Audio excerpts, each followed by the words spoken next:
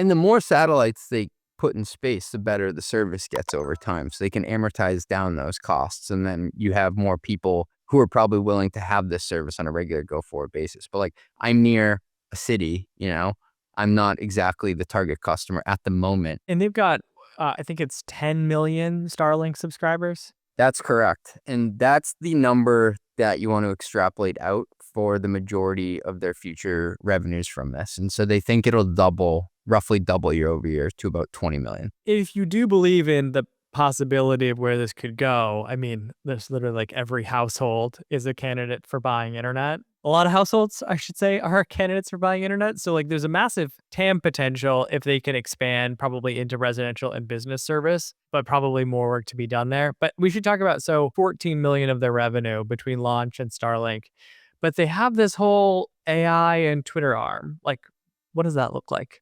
So the X/Twitter arm seems to be doing about 5 billion in revenue per year. I'm not exactly sure how profitable that is. They cut a ton of heads.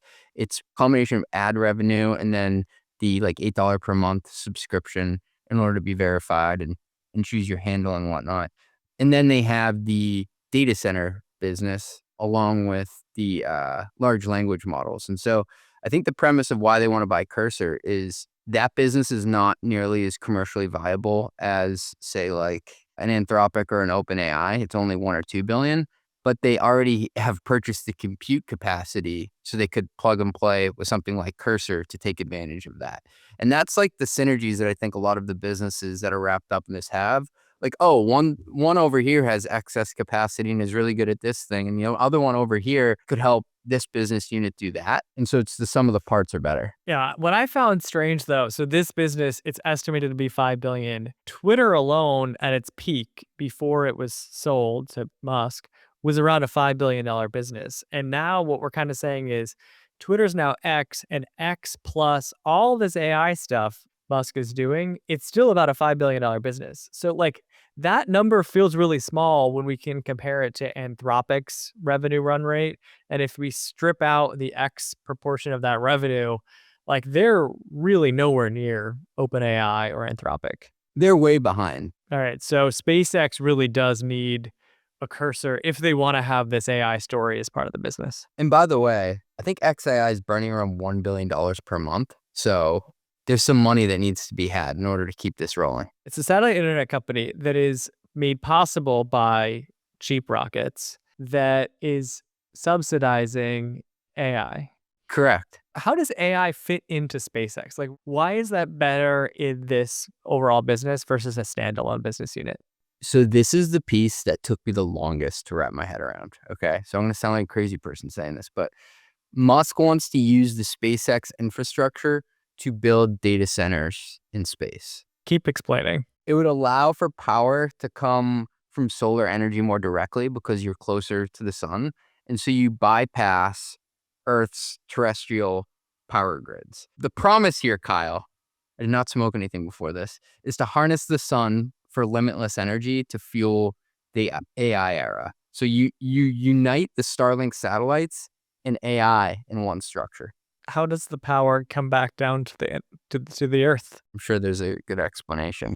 The satellite internet combined with like the sort of bandwidth needed to run AI, I guess kind of makes sense. I'm not technical, but like I could see a path there. I just don't know how it all works technically. It's so over my head. It's quite literally rocket science. You've been waiting to use that this entire time. This is a business model that's, I guess the AI component is the growth story that people are maybe betting on, or maybe they're just totally ignoring and just saying it's upside. That's how SpaceX makes money. Where are they in the IPO process? What's the sentiment looking like there? So they've confidentially filed, like I said, and then a couple weeks before you start your roadshow officially and then go public within usually 2 to 3 weeks after that, you have to file your S1 publicly, which means people can look at the numbers.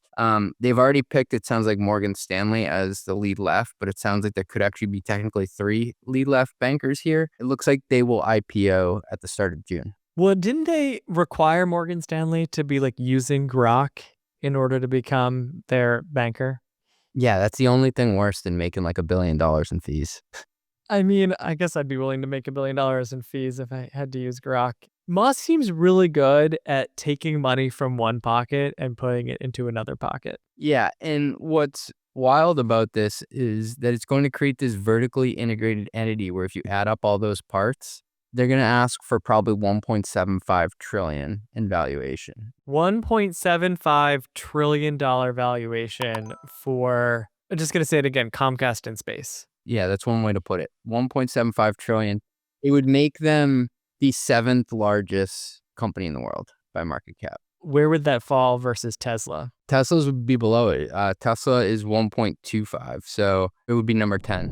When I went all in on my newsletter Growth Unhinged last year, I quickly decided it was time to make the switch to Beehive. I chose Beehive because they're serious about powering the internet's best newsletters. Beehive's all-in-one platform brings together newsletters, websites, and every tool you need to grow and earn. And they keep making it better. You can now launch, host, and monetize your podcast entirely on Beehive. You can host webinars on Beehive. And you can access Beehive through the new MCP. I just use Beehive's MCP in Claude Cowork to audit my site, prioritize SEO fixes, and analyze subscriber trends. It's my newest obsession. If you care about owning your audience, Beehive is a no-brainer. Try Beehive for free by going to beehive.com. That's BEEHIIV.com. Use Kyle30 for 30% off your first 3 months.